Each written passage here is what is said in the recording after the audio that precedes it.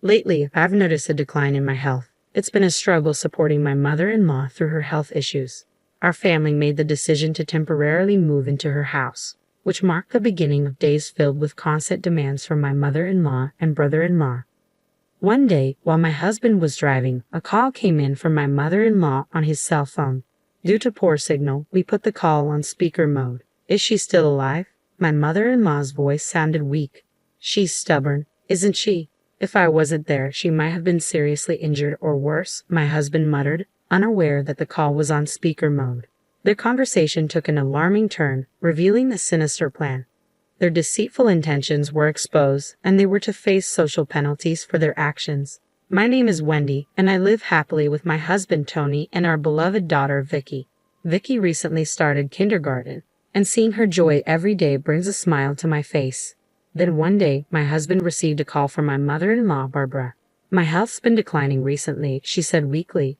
Barbara had suffered a stroke in the past, leaving her with slight paralysis in her limbs. Although her symptoms weren't severe, she expressed her pain and concerns about her age and health.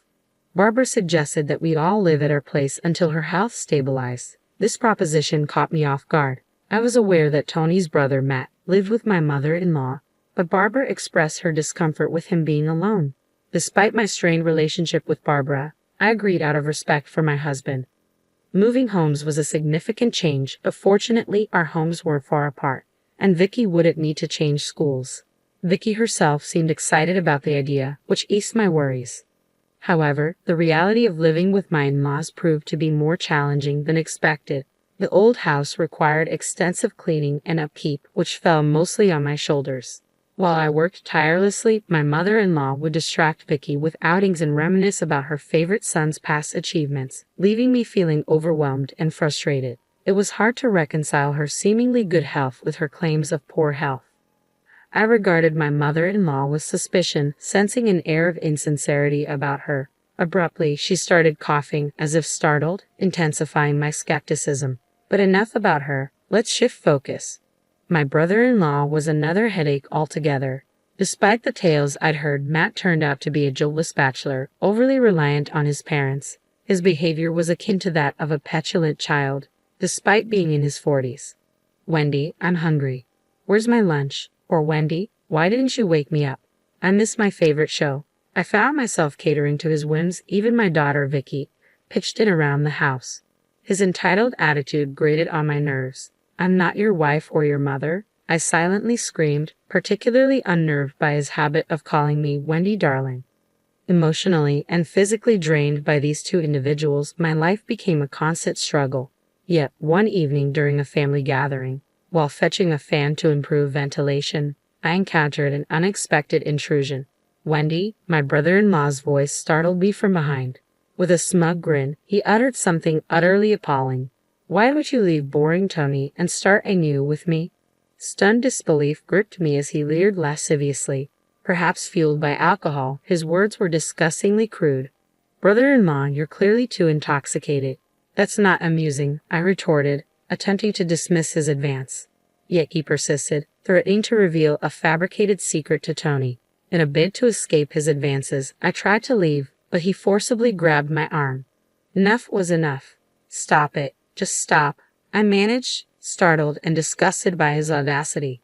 As I pulled my arm away from my brother-in-law, Matt, in a sudden movement, he lost his footing and stumbled down the stairs.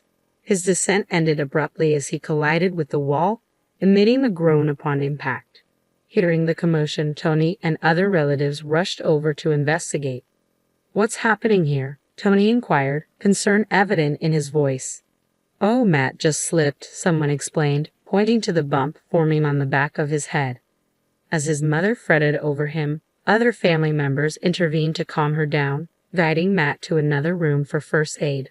Amidst the chaos, my altercation with Matt faded into the background. I debated whether to divulge his inappropriate advances to Tony, but ultimately chose silence, not wanting to cause unnecessary distress. With that decision weighing on my mind, I headed towards the living room, where everyone had gathered. In the hallway, I noticed Vicky, her expression etched with concern. I'm sorry if I startled you, honey. Let's get you back to bed. Okay, I reassured her, noting the subtle unease in her demeanor. Though something seemed amiss, it was late, and I opted not to probe further, guiding Vicky back to her room. Life continued to pose challenges with my mother-in-law and Matt each passing day. Forced to endure my mother-in-law's mundane chatter and tend to my brother-in-law's immature demands, I often felt the urge to escape. However, Matt refrained from making any further advances after my firm rejection, which offered a semblance of relief as I carried on with life at my in-laws. Then, on an unexpected day, another incident disrupted the routine. While having lunch with my mother-in-law, I suddenly felt dizzy after tasting some tomato soup. Almost instantly, intense nausea and breathing difficulties followed, a familiar sensation signaling anaphylactic shock, a severe reaction to peanuts. With my brother-in-law present, we promptly dialed for an ambulance, though his panicked demeanor hinted at his struggle to recall the emergency number. Eventually, he managed to place the call, and I was swiftly rushed to the hospital. Grateful for his assistance, Tony emotionally thanked his brother, acknowledging his pivotal role in saving my life. Taken aback by the unexpected praise, my brother-in-law modestly downplayed his actions, though his demeanor hinted at a newfound sense of usefulness, even in his own eyes. Despite my gratitude towards him, lingering questions gnawed at me during my hospital stay. Why had I suffered an allergic reaction? As I remained under observation for the next day, uncertainty loomed over the cause of the incident. Discharged from the hospital without complications, I slid into the car beside Tony, ready to return to my in-laws' house. In the back seat, Vicky's worried voice broke the silence. "Are you okay, Mom?" "I'm fine now, sweetheart. I'm sorry for causing you concern," I reassured her, grateful for her care. "I thought my heart was going to stop when I heard you were in the hospital," she confessed, her concern palpable. "I was careful with those ingredients, though," I assured her, tilting my head, trying to lighten the mood. However, Tony's ringing phone interrupted our conversation, and he swiftly switched to speakerphone, navigating through the connectivity issues. As my mother-in-law's voice crackled through the speaker, her troubled tone was unmistakable. "Seems the call got cut off," she lamented to my brother-in-law, Matt. Their ensuing conversation left us all visibly unsettled. "She's still alive. She's really stubborn, isn't she?" my mother-in-law remarked callously, prompting Tony to defend me, albeit unheard by her. Their dialogue took a chilling turn, revealing a disturbing lack of empathy. "Does it matter? It's just karma for hurting my precious Matt," my mother-in-law callously remarked, her words sending a shiver down my spine. "So what are we going to do about Wendy?" Matt inquired, his tone unnervingly casual. "Yeah, I'll try to win her over again. I think I can make it work this time," he replied, his nonchalant attitude exacerbating my unease. "I mean, she probably fell for me again after this incident. After all, I'm her lifesaver, aren't I?" Matt's boastful voice filled the room, oblivious to the fact that their conversation was overheard. Meanwhile, Tony and I exchanged speechless glances, taken aback by their unsettling discussion. Later, when we finally arrived at my in-laws' house, it was evident that we were behind schedule. "You should manage your time better, Tony. And why didn't you answer the phone? I needed you to pick something up on your way back," my mother-in-law scolded, seemingly oblivious to the tension in the air. Tony and I, however, wore stern expressions, unable to ignore the gravity of what we had just heard. Once inside, Tony and I pulled my in-laws aside for a serious conversation. As our daughter retreated to her room, I handed Tony's phone to my in-laws, playing back the recorded conversation that had been captured unknowingly. Their faces turned pale with shock as the truth unfolded before them. "How did you?" my mother-in-law began, but I silenced her with a glare demanding answers. "What in the world is going on here?" I pressed, my tone firm and unwavering. Attempting to defuse the situation, my brother-in-law stuttered. "Well, that was just a joke. Sort of a small payback for you rejecting Matt." "Don't mention my brother-in-law," Tony interjected, attempting to shield his family from further embarrassment. But it was too late. As I explained the situation to Tony, his gentle demeanor gave way to fury. He demanded answers, and under his relentless questioning, my in-laws finally confessed.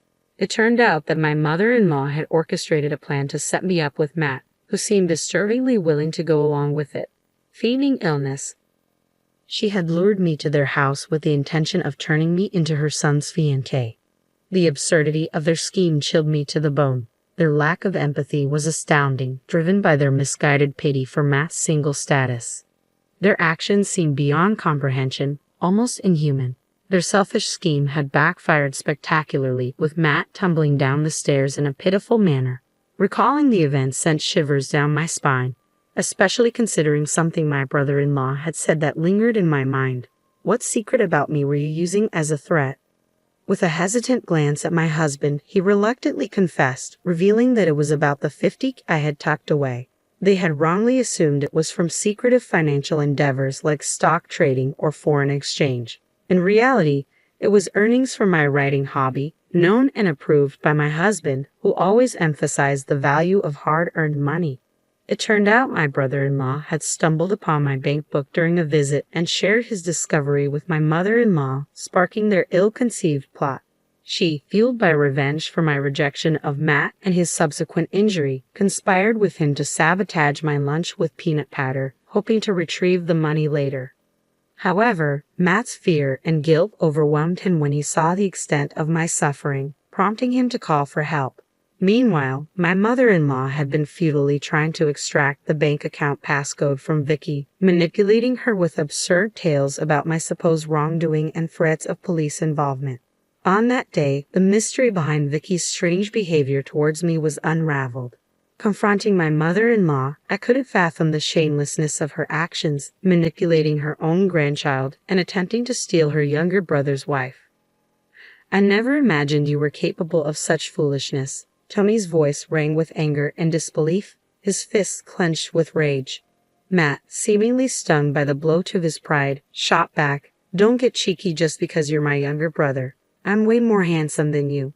If I had met Wendy before you did, she would have definitely married me." Tony's fury only intensified at Matt's audacity, but I found myself even angrier than my husband. "You've got to be kidding me. Tony is a decent human being, unlike you. There's no way I would marry a deluded jerk like you even if hell froze over." I snapped, my words dripping with disdain. "You middle-aged narcissist, grow up and stop adding darling to my name."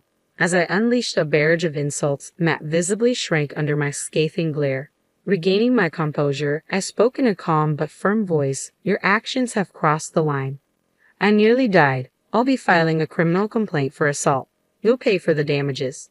Their faces drained of color, Tony and Matt fell to the ground, pleading with trembling voices, begging us to drop the lawsuit. "We didn't think you'd be hurt that badly," they stammered, their voices desperate. "Forgive us. We're family, right?"